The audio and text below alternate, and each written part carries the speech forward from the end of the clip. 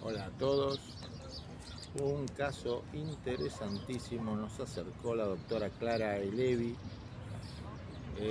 Es de la Sala 1 en lo civil y comercial de La Matanza. El fallo es de lectura imprescindible, pero trataré de sintetizarlo, porque lo que se discuten son dos cuestiones que se conectan y al conectarse generan una serie de interrogantes muy interesantes. Es una ejecución de un crédito prendario y en esa ejecución, además del capital, se aplican los intereses que figuran en el contrato celebrado entre las partes. Iba a decir los intereses pactados, pero bueno, sabemos que son contratos por adhesión y de consumo, así que la expresión pactado resulta un poco engañosa. Lo cierto es que estos intereses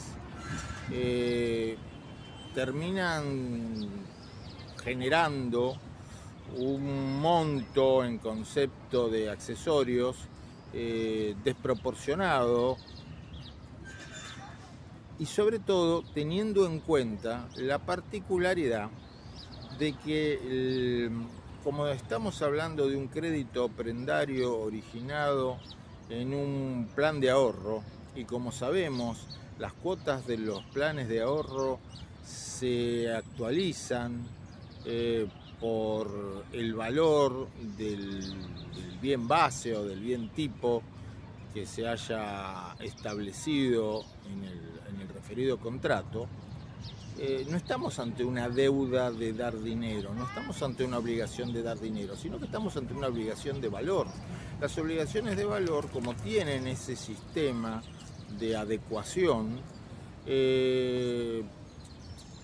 están al margen de la prohibición de indexar contenida en la ley 23.928, por un lado, pero por otro lado, están al margen de la posible depreciación monetaria, porque justamente van actualizándose, el valor va cambiando a medida que cambia el valor del bien tipo.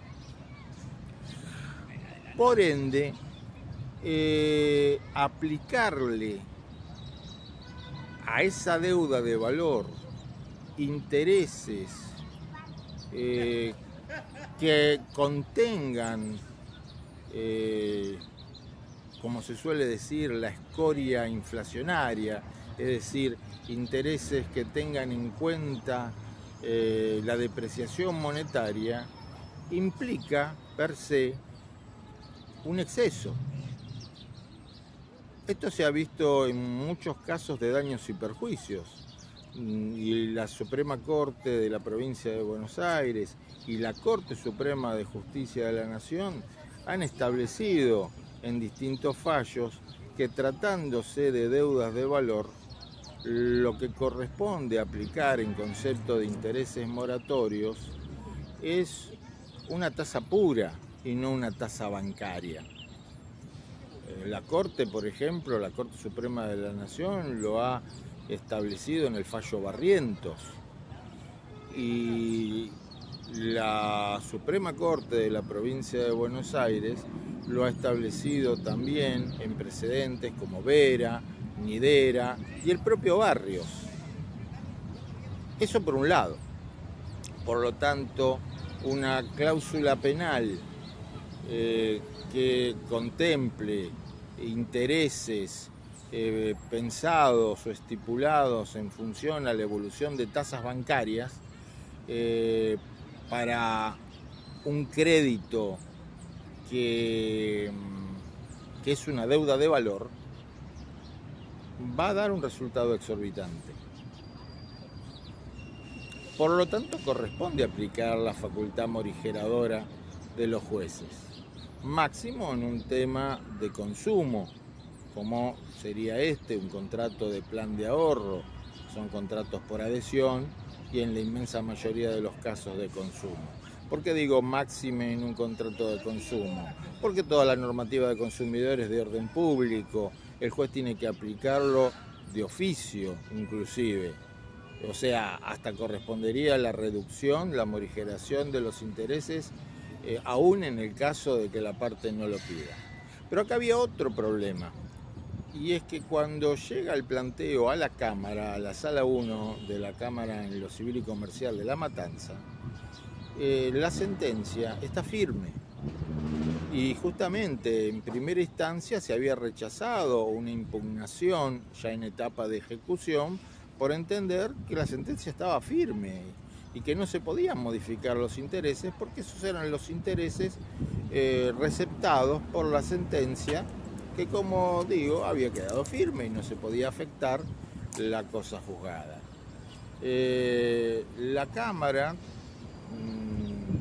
recordando una serie de precedentes, incluso de la Corte Suprema de Justicia de la Nación, pero también de la Suprema Corte de la provincia, destaca que en ciertos casos, cuando el abuso provocado por la utilización de determinada tasa es evidente y desproporcionado, corresponde que los jueces morigeren aún estando firme la sentencia.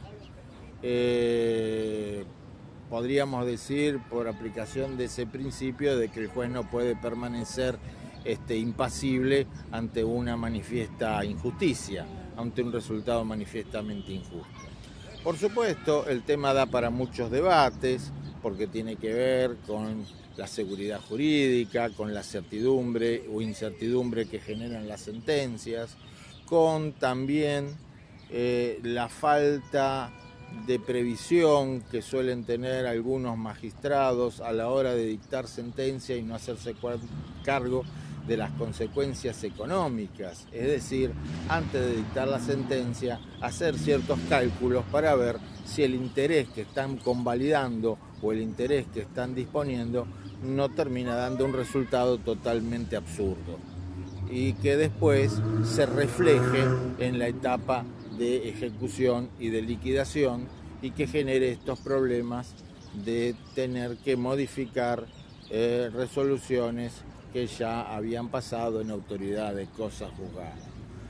Temas complejos, pero que me parece que en este caso han sido resueltos de una manera muy interesante. Recomiendo vivamente la lectura de la sentencia. Son los problemas originados por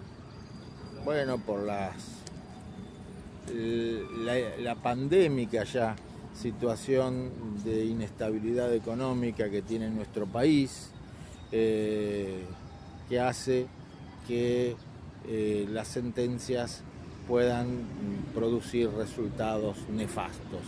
Eso combinado con el tiempo, con que se demora en resolver, y eso combinado también, como decía hace un ratito, con el poco análisis que algunos magistrados tienen de las consecuencias de las sentencias que dictan, de las consecuencias económicas de las sentencias que dictan.